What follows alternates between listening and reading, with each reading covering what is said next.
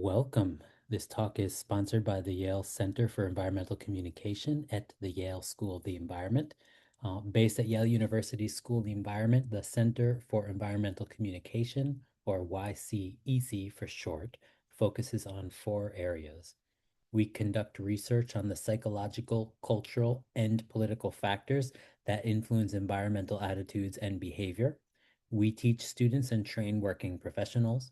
We convene a global network of climate communication scholars and practitioners, and we inform and engage the public through environmental journalism, including Yale Climate Connections, a climate-focused news service that engages many thousands of people every day and includes a short daily radio story that airs on more than 780 stations nationwide in the US. If you are an organization looking for support in integrating content creators into your strategy, please reach out to our partnerships team at ypccc.partners@yale.edu. If you didn't catch that, it will be in the follow-up email as well as a recording of this webinar. As for the logistics, the chat is closed, so please use the Q&A feature at the bottom of your screen and be aware that you only see the question you asked. We have folks monitoring the questions, so be assured your question will be seen, but unfortunately we get so many that we won't be able to get to all of them. We will make a recording of this conversation available on our website and send a link to everyone who registered. Today's talk will be moderated by my colleague, Cindy Norrie, our Deputy Digital Director here at the Yale Program on Climate Change Communication. Cindy Norrie has over 13 years of experience in digital marketing, graphic design, illustration, and creative direction. And she has worked as a creative at companies that include BuzzFeed.com and has worked with clients including LL Bean, Tom's of Maine, Geico, Paramount Media.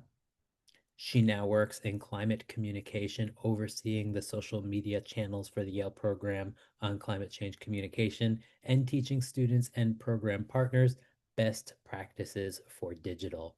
Cindy? Thanks, Eric. Welcome, everybody. So we're honored to have 2 speakers with us here today. Cynthia Soneghet is a strategic comms specialist focused on leveraging digital media and influencer engagement to advance climate and public interest narratives. She currently serves as influencer program lead at the Global Strategic Communications Council, GSCC, where she develops partnerships with creators and thought leaders to drive authentic, science-based climate communication. Cynthia is also the director of Tilt, the Influencer Lab for Tomorrow, leading global efforts to empower influencers in communicating climate change for a sustainable future. We also have Shannon Vigliano, who leads creator campaign strategy at Vocal Media, a mission-driven media company that helps social change movements integrate with the cutting edge of internet culture. As the senior director of campaigns, Shannon has designed, led, and executed creator-first impact campaigns for over 5 years across issues like reproductive justice, voter engagement, climate justice, and more. Shannon specializes in strategic creator partnerships that persuade and activate hard-to-reach audiences and translate complex issues into compelling digital content that drives real impact. So Shannon, we're going to start with you. I will pass it over. Great. I will go ahead and share my screen for a quick presentation. Let me go ahead and change that up there. Great. I want to start off by thanking the Yale Program on Climate Change Communication for uplifting the importance of this work and for hosting me on this panel. I'm honored to be here and excited to dive in. This is me. My name is Shannon Vigliano. I am the Senior Director of Campaigns at Vocal Media. And as previously mentioned, I've been doing this work for just over 5 years across issues including climate, reproductive justice, voter activation, and really a lot has changed in the last 5 years that I've done this work. And so I'm excited to get into the specifics of how this industry has changed. Vocal is a digital marketing agency that focuses on creating content that brings attention to key issues and causes for our clients. So we work on any platform where content happens: TikTok, Instagram, YouTube, Twitch, Facebook, you name it. So, why creators? We know at Vocal that more and more audiences of all ages, but young audiences in particular, are spending their time and attention on the internet. This is the attention economy. If you can drive focus and conversation online, you can spark new conversations, inspire action, and change minds. Meanwhile, we're seeing through Vocal social listening and research that climate is losing mindshare online. Mention of climate is fluctuating and inconsistent in the content that we're observing. At the same time, climate deniers and special interests are owning the space. There is so much opportunity here to invest in a steadier drumbeat of climate content, especially on short form algorithmic platforms like TikTok. And at the same time, more and more young people are cutting the cord and spending more of their time on these platforms, TikTok and YouTube especially. Younger generations are also highly skeptical of ads. They are digital natives. They grew up with unprecedented digital literacy, and they can spot an ad from a mile away. They are quick to skip ads when they can, and they don't find them persuasive when they can't. However, by working with content creators, we can reach the exact audiences that are most impacted by the issues we care about, and are best positioned to take action and drive real change. Influencers and creators are entrepreneurs. They are one-person media companies. They are social listening and research departments. They closely monitor what performs well, what their audience wants to see more of, and adjust strategy as needed to optimize for engagement and reach. They are the production team. They are on-screen talent. They are the editor, the director. They know deeply what their audience wants to see and how to best fold in partnership content in a way that actually persuades, inspires, and converts to real action. So, how do some organizations get this work wrong?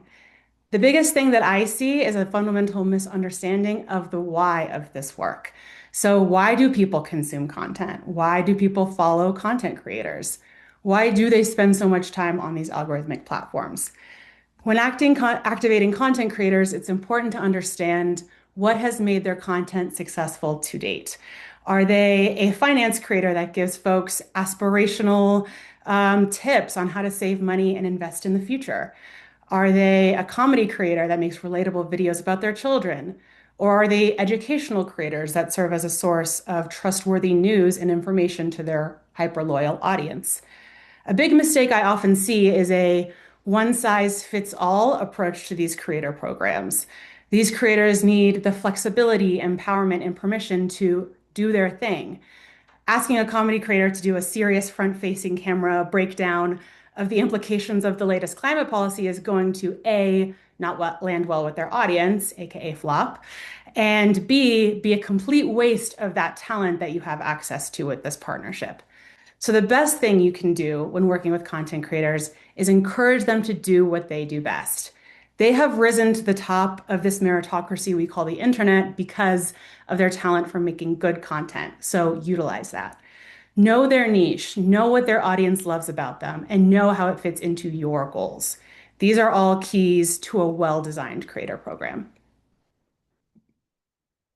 Speaking of keys to success, one additional key to producing good content is authentic connection to culture, especially when trying to reach outside of climate activist echo chambers. I highly recommend working with culture and lifestyle creators. We have some examples listed here of what we call digital niches, online communities that focus entirely on a subject or subculture. They have loyal and dedicated community members that are really primed to act. From queer comedy to online gaming, these culture first influencers have immense social capital among their followers. You may have experienced this yourself. I know I am guilty of it, but when you follow a creator, especially if you've been following them for some time, there is a parasocial relationship that is developed. You care about that person's success, you care about the stories they tell, and you want to support them because they provide some key value to you. Like I said on the previous slide, entertainment, education, connection, or inspiration. Culture creators can reach new audiences and have the parasocial influence and capital to change perception. Another key to success is personal storytelling. Personal storytelling is everything. When organizations focus too much on the data and research surrounding climate change, content feels completely disconnected from the actual impacts for real people. This is where the real potential for persuasion lives. Connecting the macro to the personal is hugely important. I have some examples listed here of what this could look like in practice.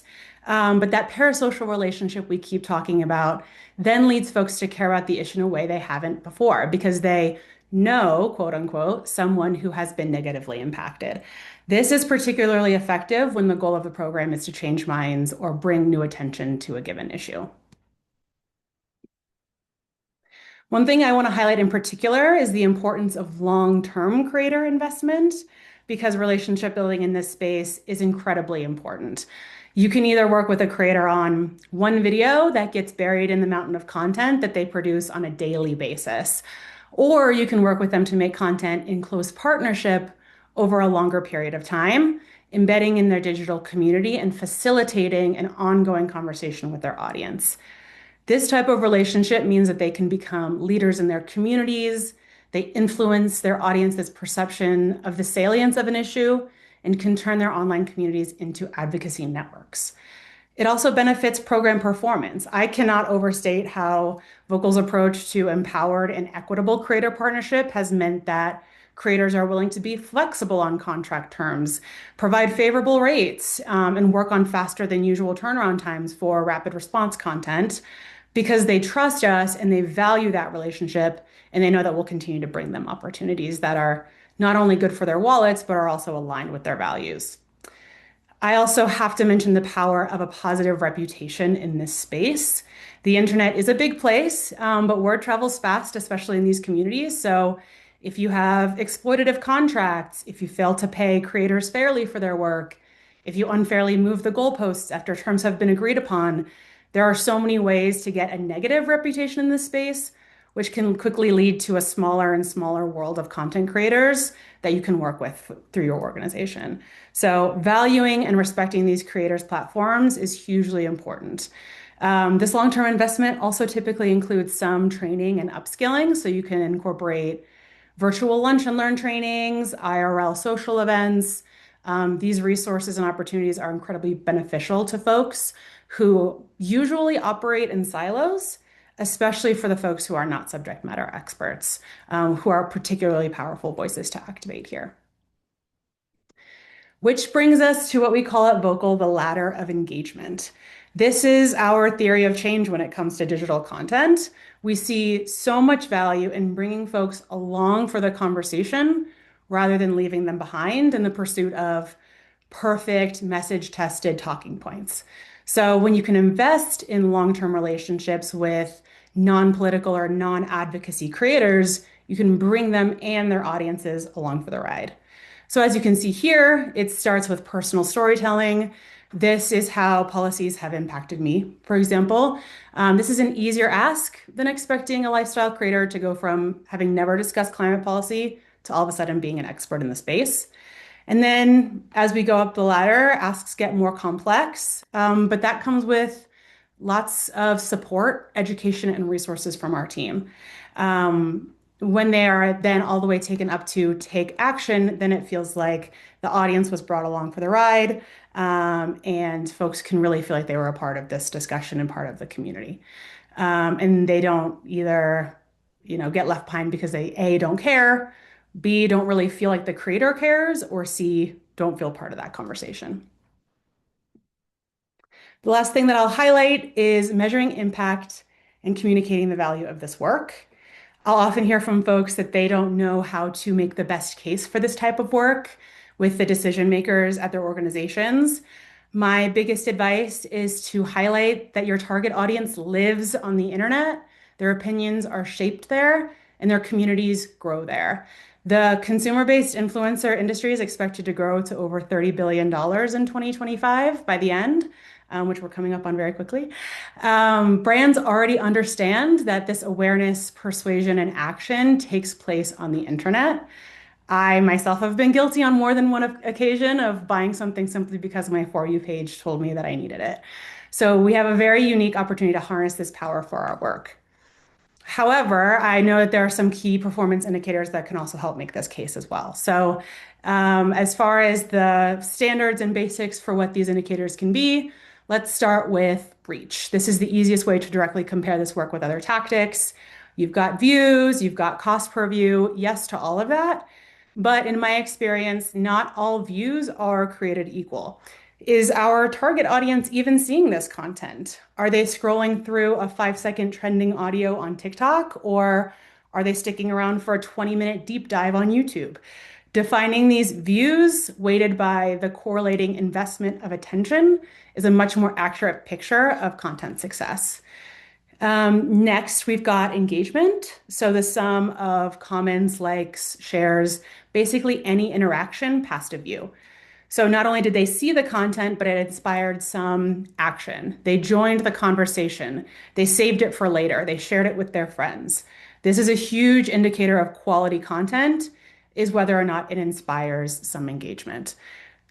This is also a huge driver of performance in the algorithm, so it also helps boost reach.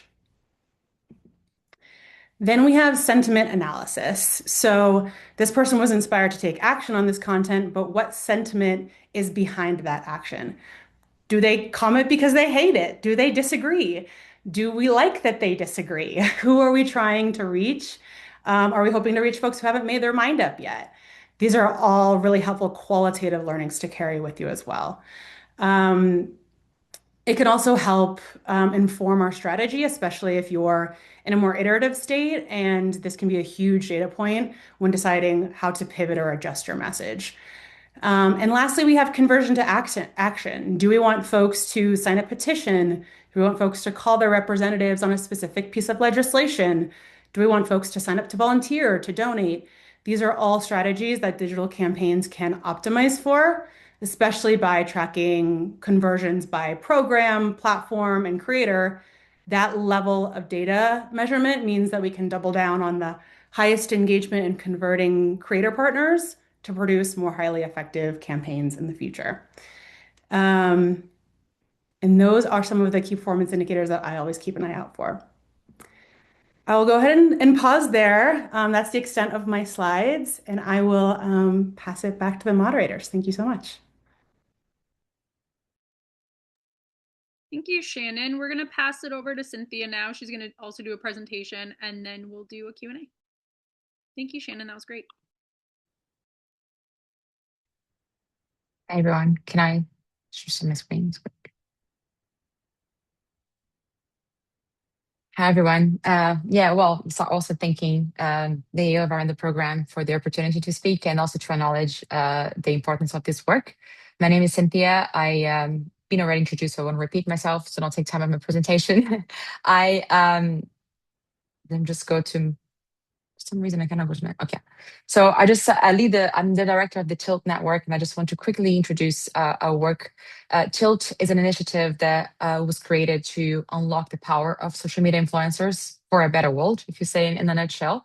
And we do this by creating resources and support systems and facilitating collaborations for purpose-driven influencers who care and want to speak about climate change. So why we do this? At its core, the climate crisis is a communication crisis. And here I invite you to do a quick reflection. Have we ever achieved in history any meaningful social progress without communication and public engagement? And today we have social media influencers as a crucial piece of our information ecosystems. They are playing a major role in shaping how information flows and influencing the public debate. I just want to start also. I just want to say one experience that led me to create this project was I used to work in advertising before working in climate with influencers, and it was by knowing influencers on a personal level that made me think about the untapped power there is there of this silent majority of people that care about climate change but are not activists and maybe don't relate to the activism kind of way of communicating. And 4 years later, they led to the creation of Tilt.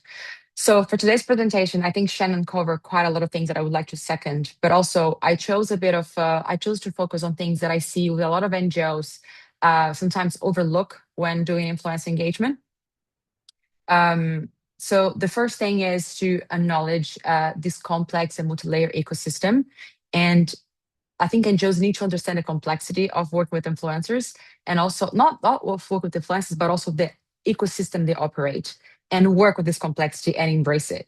This way, you know how to manage your expectations, know where to focus your attention, and also spot opportunities. So this ecosystem is shaped by many factors, platform algorithms, and design. So that's going to dictate what the influencers choose to post or not to post, what kind of content they are going to create. There's a lot less freedom that sometimes it seems from the outside of what is chosen to post from an influencer.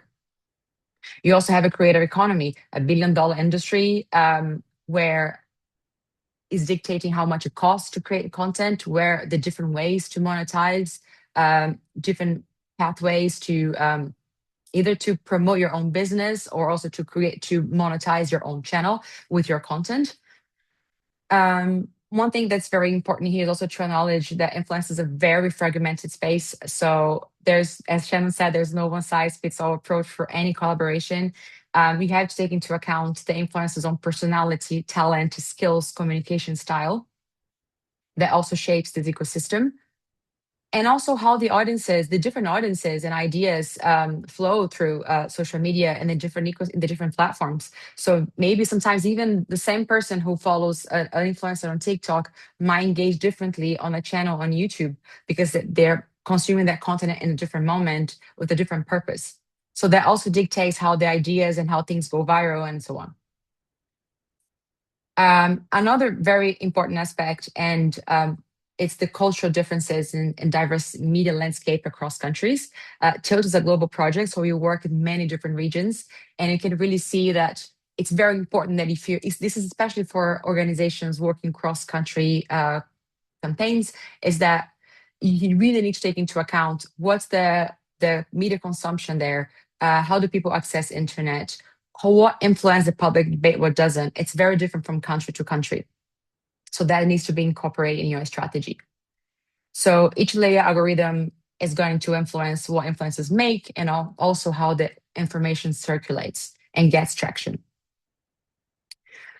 The second point is to rethink influencer engagement. I think Shannon covered a lot of these topics, but I will just reinforce a few. Is that here we're not talking about engaging influencers, engaging the audiences. I'm focusing on engaging the influencers first. Because when it comes to planning campaigns, we have lots of playbooks. We know that we have to choose our objectives, our audience, our message testing. And often I see influence activation being put as another channel to amplify their message. And it's a lot more complex than that. And also they can play a much bigger strategic role on your campaign. And why? Because they're people. So first rule is focus on people, then the profile. The people goes beyond the platforms. They change, influences change, platforms change. And the people bring the expertise, the skills. They might be biology teachers that turn into a food influencer. They have a lot to offer. They are people and complex beings. And they also bring their own insecurities and personal challenges. And especially when you're briefing influencers to talk about public interest issues, you have to acknowledge that it's a lot of pressure and the social media is a very toxic space a lot of the times. So take all that into account, build long-term relationships. Sometimes building relationships might think of like an overwhelming thing. You might think you don't have time, but it pays off over time. So first reach out to an influencer, might take time to build a relationship. After a couple of months, a collaboration might happen through a quick message. Second thing is flexibility and adaptability. With influencer work, you can always plan every step, how the content's going to turn out. And you might be surprised by one single conversation with an influencer, the doors that it might open. And also be ready for get your expectations frustrated and maybe think of other alternatives and how to optimize that content and so on. So flexibility here is really key. And you only know by doing and starting. Like experience here is really important. There's no playbook. A good briefing also goes a long way. I see a lot of mistakes here as well. taking the time to tailor the briefing to the type of influencer, to how much they understand about your issue, to how you're going to connect with them, can make a difference, and it pays off because you maximize the value of that collaboration and get a much bigger impact, a much better final product if you take that time to brief properly, ensure they understand why, and also co-create with them. Listen to their ideas. They know a lot about the communicating on social media. The big elephant in the room, paying influencers. I already saw some comments on the chat, and what a lot of NGOs sometimes struggle. I know that NGO budgets are not the same as the same budget that are sustaining this influencer economy. However, there is budget a lot of the times. So, and I think it's important to acknowledge the work that goes into the influencer, even if you don't have the money, but you have to acknowledge the work that goes behind creating content and maintaining an audience. And there are things that you can do if you have a contained budget. Then you can improve your strategy and maximize that value of the investment that you make, even if it's small. And you can also rethink your budget allocation, because the more you understand the influencer space, the more you understand the impact that you can have, the more you're going to know where to allocate the budget. And you might have budget from elsewhere that might be more impactful with an influencer collaboration. But don't just make about transaction. I think collaborations, when it's just about money, it's less authentic. It's not sustainable long term. It's fragile. So ensure that paying or not paying the influencer care about the issue. Create value beyond financial compensation, even if you're paying them and if you don't pay them. There are many ways NGOs can compensate the influencers when they don't have budget. They can provide resources. I think during COP this year, we set up a sort of like hotline where creators could reach out to us and send messages. We could quickly respond to answer the questions, advice on their script, sometimes provide materials, footage. You can provide trainings, and doesn't have to be trainings about the topic you talk about. It can be trainings about all the things that make them more resilient as a creator, even as a person. Other skills that you think might be lacking. And that's again the importance of knowing them on a personal level, knowing the community, providing immersive experiences and so on. And here, I think when it comes to immersive experiences, we've done some collaborations that have been interesting with other partners. So sometimes you don't have money, but a partner might be able to bring some influencers along on a press trip. And this is also really interesting for them. So you can create community spaces. And I think one of the key messages that I want to leave at the end of this presentation is about collaboration. That's a pillar of value for Tilt. And we know that communicating the climate crisis is at scale is urgent. It cannot be done alone, but it demands different kind of expertise, creativity. We need journalists, influencers, storytellers, and we all have our role. And as a movement, if you're working in silos, our power is very fragmented. So collaborate with influencers, collaborate with organizations. If you're an influencer, you want to sign up. The Tilt website has a form where you can tell us where you're from, the content you create, the type of content language, and we can try to connect you with other organizations that maybe have something interesting for you, and vice versa. Organizations who are looking to partner with influencers can also reach out. And it's about changing the narrative across the entire world. So there's a lot of work to be done there. Thank you. Thank you, Cynthia. That was fantastic. Thank you both. So I think now we have plenty of time to have a nice discussion. We have a ton of questions in the Q&A, and we had a lot of questions submitted beforehand. So let's just kind of get rolling and see where the conversation takes us. So I want to get this out of the way because there were a ton of questions about this in the Q&A. A lot of people are really curious about rates and how to figure out what rates to use depending on the influencer. I think it does seem like there's a concern that it might maybe be, you might offend the person if you go to them with too low of a rate, or you might end up paying way too much if you go for too high of a rate. So could either of you maybe speak a little bit to that, of how you approach that at least?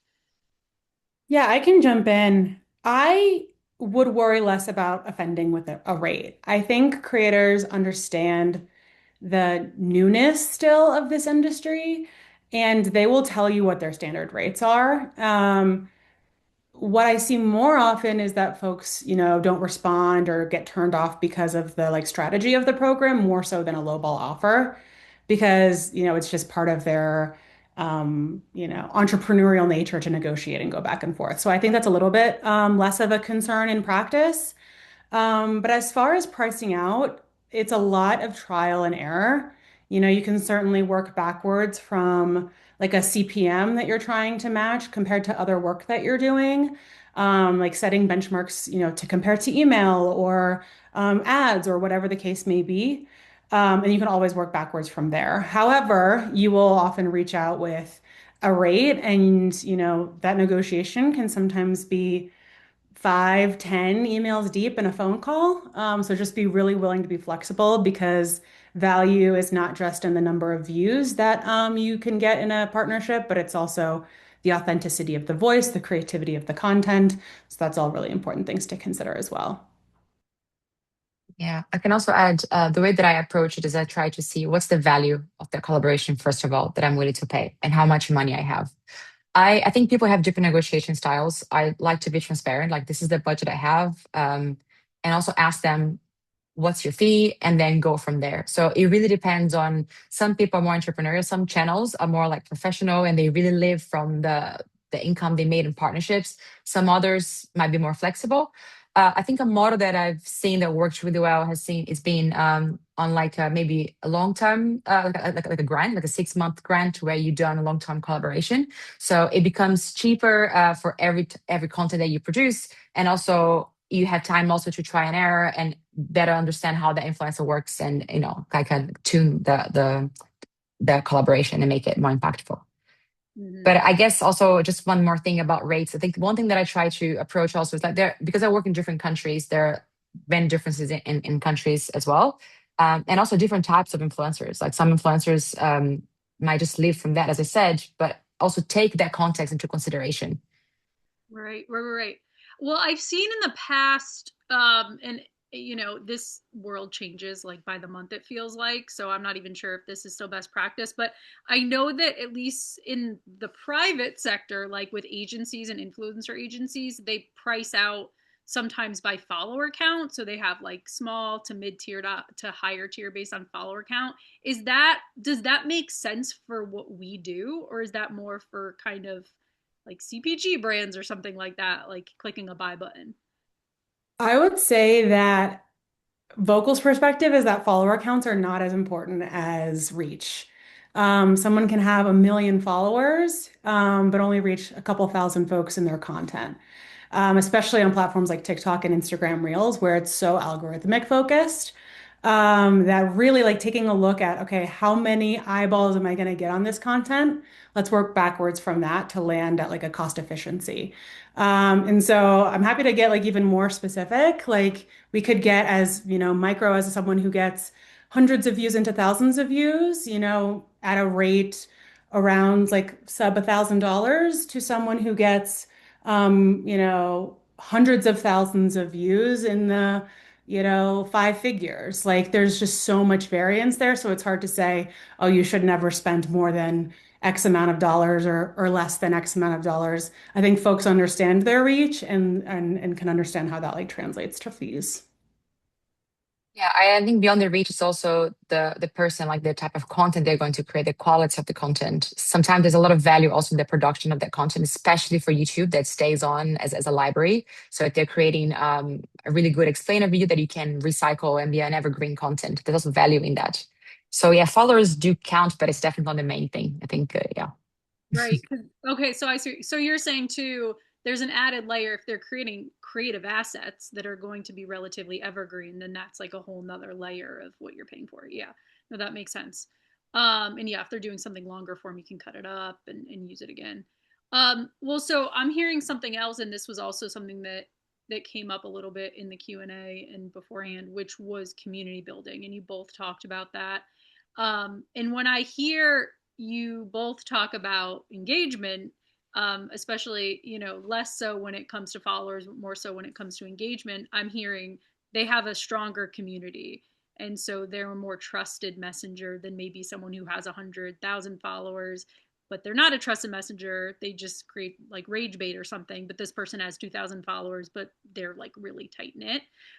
Is there a way that you can tell if someone is a trusted messenger and has a community rather than just is popular for maybe the wrong reasons or just passively.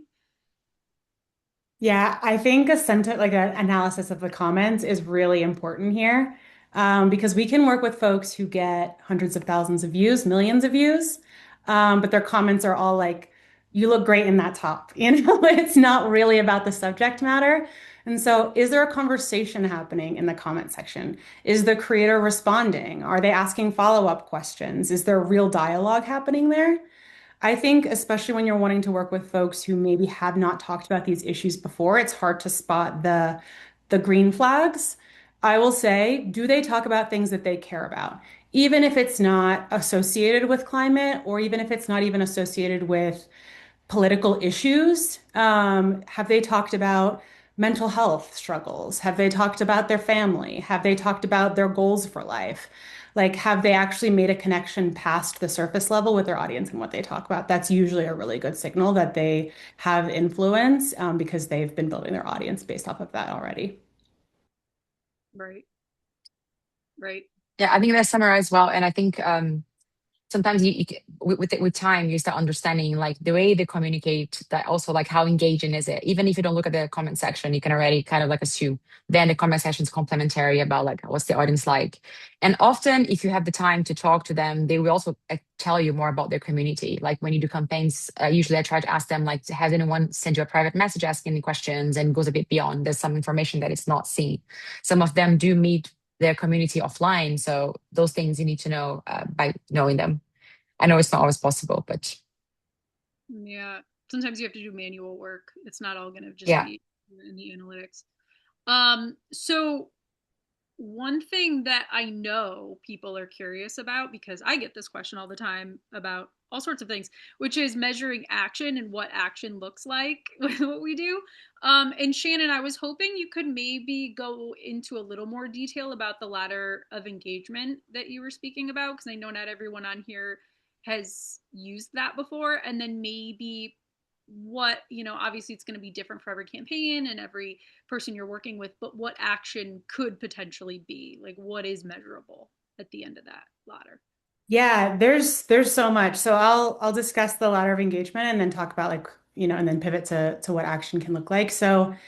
Um, so much of our work at Vocal is trying to reach audiences with a message that are already not following climate creators, aware of the issues and the policies in the space, and aren't actively seeking out news. And so, how do we actually go to where they are on the internet? And the key to that is content creators that are not in this bubble or niche.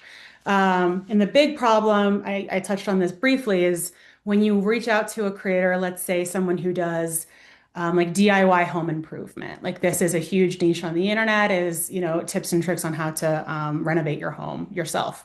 So if I were to reach out to that creator with a really robust brief with a ton of talking points, very in the weeds, very wonky, it'll either completely turn them off, or they'll feel not very confident in making the content, and then the content will not perform very well.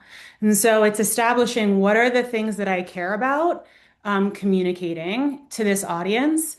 Is it going from 0 to 100, or is it maybe we can have a piece of content that's a 25, and then we can build some trust, and then a 65, and just continue to build closer and closer towards that end action, whether that end action is making content that explicitly makes a call for a petition signature, for calling legislators, for doing some sort of social native action is my personal favorite. So always we could, do a check out the link in my bio to sign this petition that this is something you care about. Or there are a little bit more creative ways of doing this. It could be, so go to this politician's like website and or social and like comment like, why are you a climate denier in their comment section? Like there's so many more grassroots versions of action that can take place on the same platform where you're reaching folks. That's my recommendation, but action can look like any number of things. It's like explicitly tying the message that has been up until this point to policy. That could be, click here to learn more, volunteer, donate. There's so many different ways that you could take action. Cynthia, do you have any insight into actions that maybe, especially in the climate space, that you would want people to take? Yeah, I think that the climate space sometimes can be overwhelming, especially because we work a lot on like kind of like improving the conversation online rather than an actual campaign with a call to action. So sometimes they focus more on the output, like have we created more content, have we improved the conversation online? So I think that we do a lot is work with influencers in training programs to help them better communicate certain issues because it is complex. Like how do you communicate energy transition and seeing how those influencers over time are better in covering that topic with more authority on social media, and also how the audience is also going learning along the way. Yes, this I would say this is a different approach to. It's easier when you have like a call to action, a petition to sign, but it's not always the case for us. So a lot of the time it's just being kind of a part of the drumbeat of like a news or a new report that's coming out, and influence has to communicate that. So we are informing the public on those issues. Right. Yeah, I mean, so those on here familiar with YPCCC's work would probably be familiar with our Six Americas framework, which is basically like audiences and how they feel about climate change in the shortest way I could possibly explain the Six Americas. And so I do wonder too, you know, if there is sort of a way when you're deciding who to work with and where you're working with them, on how to figure out like, okay, well, these people are alarmed, so obviously the ladder is a lot shorter to that action, whereas like these people are concerned or cautious, so the ladder is obviously a lot longer and we have a lot more work to do. Does that kind of general framework ever work into how you approach these situations, and where you're going with these content creators? For Definitely. sure. Oh, you go. Go ahead. No, go ahead.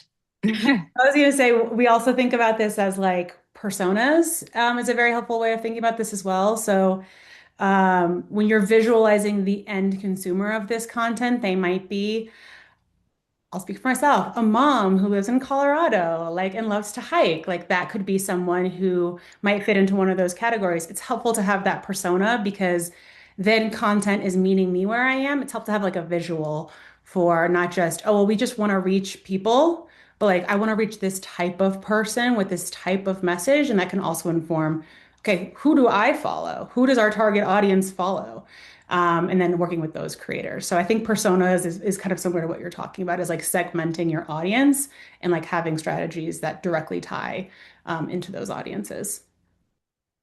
Yeah, and I think this journey goes both for the influencer and for the audience. Sometimes I have been like work with influencers who on a personal level really care, ready to talk about, but know the audience isn't. So they advise us, I will go slow on the content over time, I'll build this narrative. So sometimes it's about taking the influencer on a journey and getting them to understand, oh, I care about this. And sometimes it's also, especially when trying to find the right influencer, which is not always that easy. I get a lot of that question, how do you spot the right influencer? There are some things that we discuss here, like we can check about their values, how if they are opinionated or not. But there's also again behind the screen, like I have the experience of working, this was even before working in climate, of working in the advertising space with two fashion influencers that on the surface looked very similar, both very charismatic, same type of content. And I was going through my own personal journey of like climate awareness, and a documentary that triggered everything for me was the true cost. Like I need to do something about this. And I remember talking to them on a dinner table, and one of them got really touched by it and really wanted to change her content. So that was the trigger for her. The other one was like, no, I'm just fine with selling, and promoting brands and so on. So the journey is sometimes is the audience, sometimes is the influencer, and sometimes the influencers. Some influencers have a very like strong community and very like a uniform community. Some others have a very varied community, very broad, depending on the topic they talk about. If they're just a food influencer, you get all kinds of people with political views there, and they will know more or less, and they can test with you to take that audience on a journey.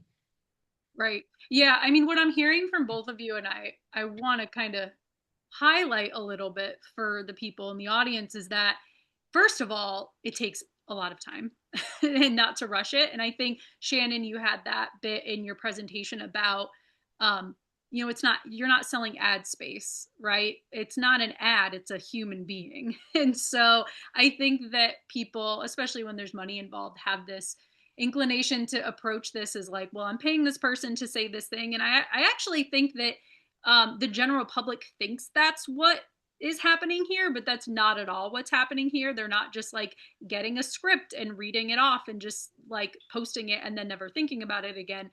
This requires a lot of relationship building on the part of you and the creator, so whoever's setting this up, and then also the creator and their audience. And that could, I mean, correct me if I'm wrong, but it sounds like that could take a year. It could take a few months. Like it could be pretty long term, or is that like too long?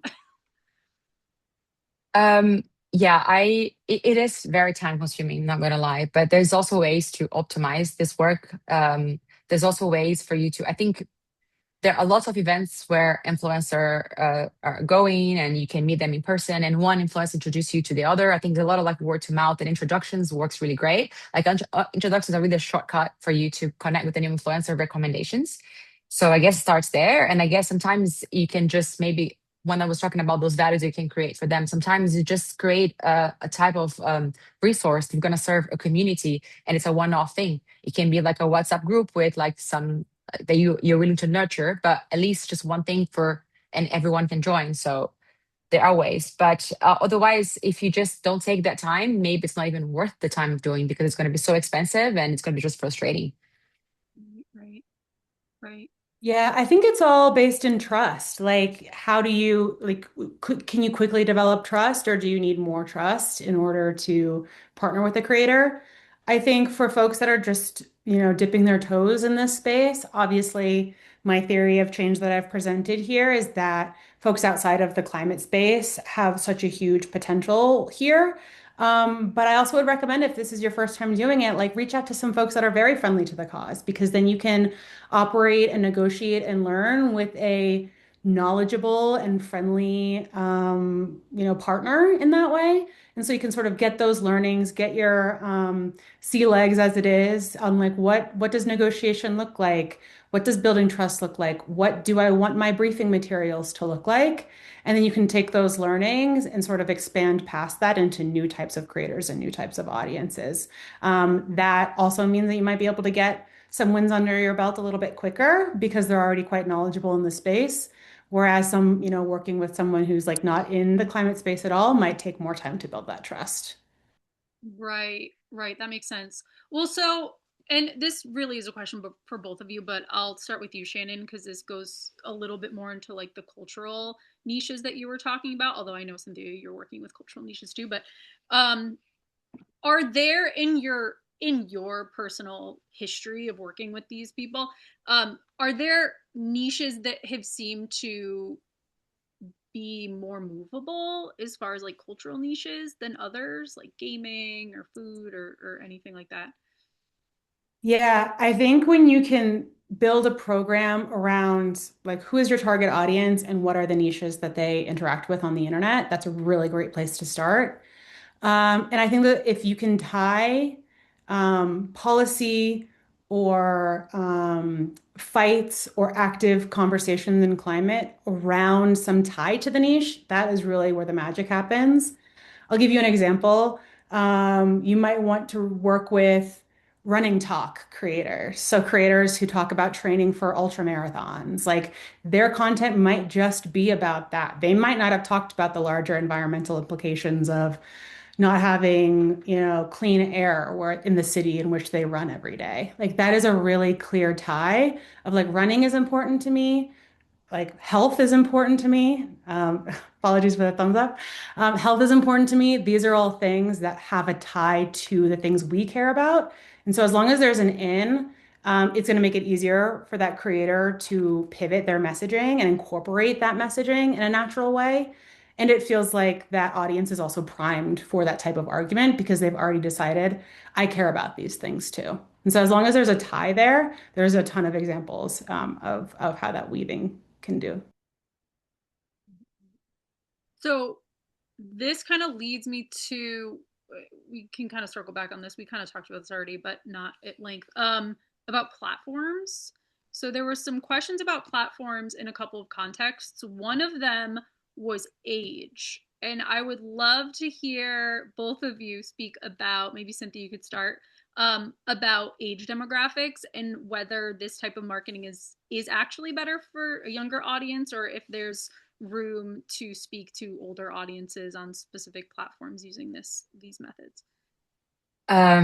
Yeah, I think, I mean, we have more young people on social media, but there's a lot of older people as well, and a lot of people using social media in different ways. So I think personally that YouTube is a very powerful one because you get a lot of people going there to better understand the news.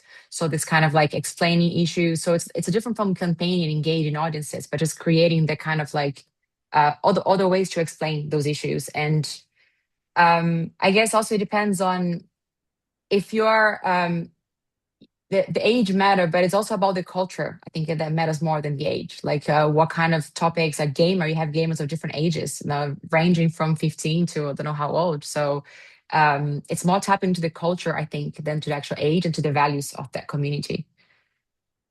And the platforms, I guess, of course, they vary. I think TikTok, you get younger people, but I know so many older people now, they're like addicted to TikTok. So Right. We're all getting older and too. they changed in country. Yeah, exactly. It's all getting older. And I think, again, the importance of knowing the country context as well. So I think some countries, Facebook is still very strong. And some other countries, it's TikTok. And some other countries, yeah. So, Yeah. Right.